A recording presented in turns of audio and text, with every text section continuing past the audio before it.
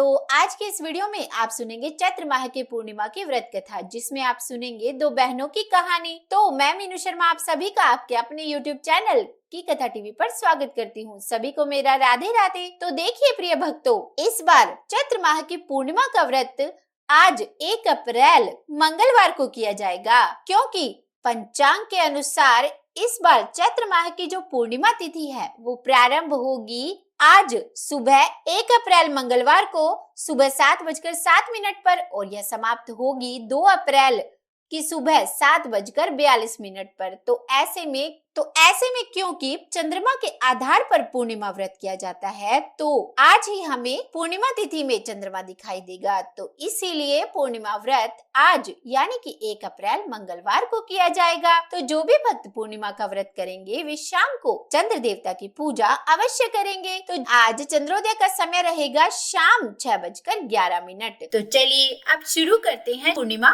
व्रत कथा। कहते हैं प्राचीन समय में एक साहूकार था और उसकी 2 बेटी थी। दोनों बहनें ही पूर्णिमा का व्रत किया करती थी, पर बड़ी बहन तो पूर्णिमा का पूरा व्रत करती थी। वह पूरे विधि विधान से शाम को चंद्रमा देवता की पूजा करती, उन्हें अर्घ देती और उन्हें भोग लगाकर फिर प्रसाद ग्रहण करके अपना उपवास खोलती थी। पर जो छोटी बहन थी वह अधूरा व्रत करती थी और इसी तरह वे दोनों बहनें धीरे धीरे विवाह के योग्य हो गई और उसके बाद उनका धूमधाम से विवाह भी हो गया। परंतु शादी के बाद पूर्णिमा के अधूरे व्रत करने के कारण छोटी बहन के जो भी संतान होती वह होते ही मर जाती। तो एक दिन उसने पंडितों को बुलाकर उनसे पूछा कि मेरी संतान होते ही मर जाती है, इसका क्या कारण है। और तब पंडितों ने बताया कि तुम पूर्णिमा के अधूरे व्रत करती थी और उसी कारण तुम्हारी संतान होते ही मर जाती है। तो उसके बाद उसने हाथ जोड़कर पंडितों से पूछा कि मुझे इसका कोई उपाय बताइए। तब पंडितों ने उससे कहा कि अब की बार जब शरद पूर्णिमा आए तो तुम अपनी पूर्णिमा का व्रत फिर से प्रारंभ करो और अब की बार तुम ये पूर्णिमा के व्रत पूरे करना।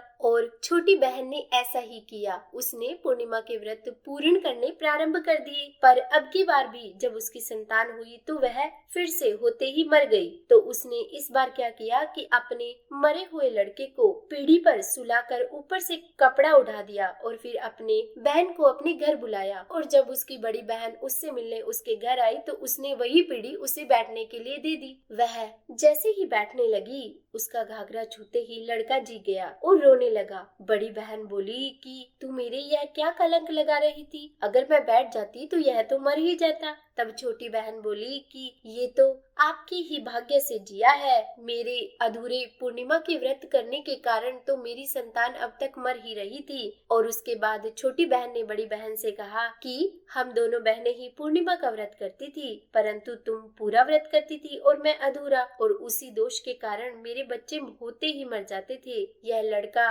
तो तेरे ही भाग्य से जिया है। और उसके बाद सारे गांव में यह घोषणा करवा दी कि सब कोई पूर्णिमा का व्रत करना और पूरा व्रत करना। हे पूर्णिमा माता, जैसे छोटी बहन का बेटा जिलाया उसका सत रखा वैसे सबका रखना। कहते का सुनते का हुंकारे भरने वाले का सारे परिवार का सत रखना। और क्योंकि इसके बाद विनायक जी यानी कि गणेश भगवान की कहानी सुनी जाती है, तो चलिए सुनते हैं भगवान गणेश जी की कहानी। एक बार एक सरोवर में एक मेंढक और मेंढकी रहती थी। मेंढकी जो थी वह रोज भगवान विनायक जी की कहानी कहती थी। तो एक दिन मेंढक बोला कि तू रोज पराये पुरुष का नाम लेती है, अगर अब की बार लेगी तो तेरा सिर फोड़ दूंगा। इस बात से भगवान विनायक जी को बहुत गुस्सा आया और राजा की दासी आई और जब वह सरोवर से पानी भरने लगी तो उस पतीले में पानी के साथ मेंढक और मेंढकी दोनों ही चले गए। राजा की दासी ने जाते ही उस पतीले को चूल्हे पर चढ़ा दिया और नीचे चूल्हे में आग लगा दी, जिससे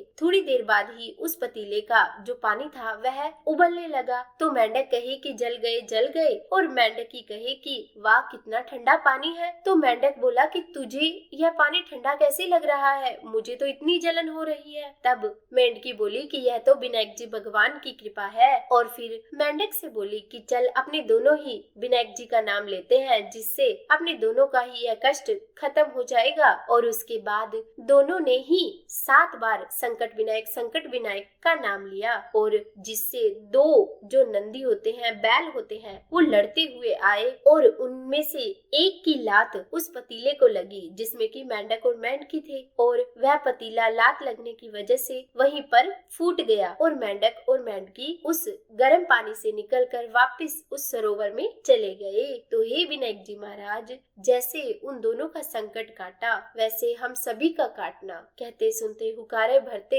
सारे परिवार का संकट काटना। तो बोलिए विनायक जी महाराज की जय। तो उम्मीद है ये कहानियाँ आपको पसंद आई होगी। अगर वीडियो अच्छी लगी हो तो लाइक एंड शेयर कीजिए और अगर आप मेरे चैनल पर नए हैं तो सब्सक्राइब भी कर दीजिएगा और हाँ, बेल आइकन प्रेस करना बिल्कुल भी मत भूलिएगा।